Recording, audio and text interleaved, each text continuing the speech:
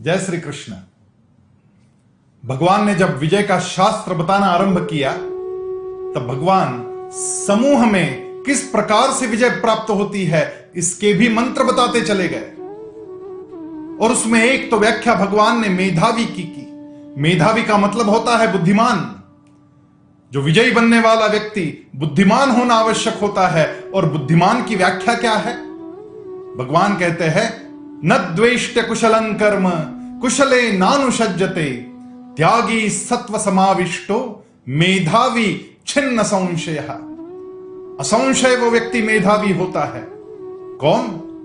न द्वेष्ट कुशलं कर्म, जो अकुशल कर्म से कभी द्वेष नहीं करता। कुशले नानुषज्जते, और कुशल काम से कभी आसक्ति भी नहीं रखता।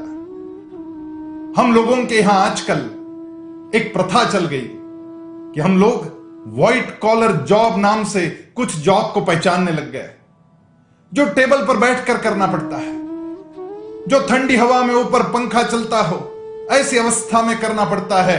उसी काम की तरफ सब लोगों का आकर्षण हो गया। और जो साइट पर करना पड़ता है, जो प्रत्यक्ष मेहनत का काम है, उसको हम अकुशल कहने लग गए। लेकिन यदि कोई भी काम पूरा करना है तो दोनों प्रकार के लोग आवश्यक होते हैं, कुछ नियोजन करने वाले और कुछ प्रत्यक्ष काम करने वाले। एक परिवार था, माता पिता और उनके 2 पुत्र थे। दोनों पुत्र के विवाह हुए, उनको बच्चे भी हो गए। जो बड़ी वाली बहू थी वो घर का सारा काम बिल्कुल अच्छे से संभालती थी। घर की सफाई हो, रसोई हो, वृद्ध सेवा हो या बच्चों की परवरिश हो। और छोटी वाली जो बहू थी वो पढ़ी लिखी थी, वो इंजीनियर बनी हुई थी, वो काम पर जाती थी, जॉब करती थी, पैसा कमा कर लाती थी। उसको स्वाभाविक रूप से ज्यादा मान मिलने लग गया। परिवार में हर कोई उसे ही पूछता था क्योंकि वो पढ़ी लिखी थी। और बड़ी वाली बहू अपने काम में इतनी व्यस्त रहती थी कि उसको इन सारी बातों को ध्यान देने का समय तक नहीं मिलता था। धीरे धीरे छोटी वाली बहू का घमंड बढ़ने लगा और कभी कभी तो वो बड़े वाली बहू का अपमान भी करने लग गई कि आपने दुनिया थोड़ी देखी है, दुनिया तो मैंने देखी है। जब वो ऐसी बात कहती तब भी बड़ी वाली बहू कुछ नहीं बोलती। वो अपने काम में मस्त रहती थी, बच्चों को संभालती थी, उसी में आनंद मानती थी। एक दिन हुआ यूं कि छोटी वाली बहू को उसके बच्चे के स्कूल की प्रिंसिपल से मैसेज आया कि प्रिंसिपल ने आपको मिलने बुलाया है। छोटी वाली बहू घबराई, विद्यालय में क्यों बुलाया गया? हो सकता है बच्चे ने कुछ गलती कर दी हो। वो जल्दी जल्दी विद्यालय पहुंची और जब प्रधानाचार्य से मिलने गई तब प्रिंसिपल से पहले ही उसने माफी मांग ली कि हो सकता है मेरे बेटे के हाथ से कोई गलती हो गई हो, उसे क्षमा कर देना। प्रिंसिपल हंसने लगी। प्रिंसिपल ने कहा, आपको किसने बोला कि आपके बच्चे के हाथ से कुछ गलती हुई है? वो तो हमारा ऐसा छात्र है कि उसके हाथ से कभी गलती हो ही नहीं सकती। वो सबको मदद करता है, संस्कृत के श्लोक अच्छे से बोल लेता है।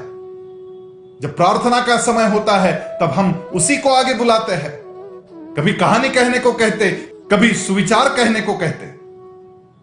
और बड़ा मेधावी है, बड़ा होशियार है, अपनी पढ़ाई समय से करता है, सारा दिया गया होमवर्क उसका सदा पूरा रहता है। आप एक आदर्श माता है कि आपने आपके बच्चे पर इस प्रकार के संस्कार किए। हम चाहते हैं कि ऐसी आदर्श माता का हमारे विद्यालय में सम्मान किया जाए। और इसलिए हम चाहते हैं कि इस वर्ष झंडा वंदन आपके हाथों हो और उसी कार्यक्रम में एक आदर्श माता के रूप में हम आपका सत्कार करना चाहते हैं। छोटी वाली बहू को बड़ा अचरज हुआ कि मैंने अपने बेटे को एक भी संस्कृत का श्लोक नहीं सिखाया, कभी उसे सुविचार नहीं कहे, कभी कोई कहानी नहीं कही, तो ये बेटा कहां से सीख लिया? उसने घर आकर अपने बेटे से पूछा कि बेटा ये सब आपने कहां पर सीखा? बेटे ने कहा कि बड़ी मां ने सिखाया।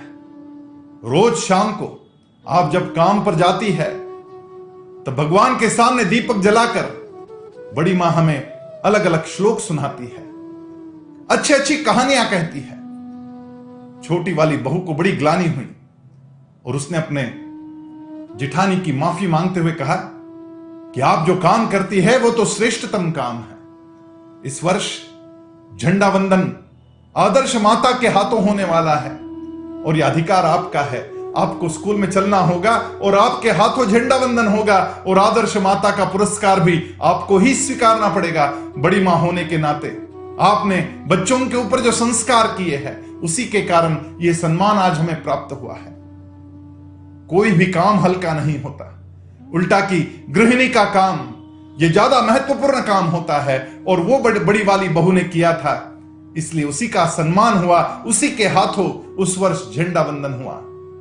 आइए समूह में काम करने वाले हर व्यक्ति का हम सम्मान करें और आगे बढ़े, विजय को प्राप्त करें। जय श्री कृष्ण।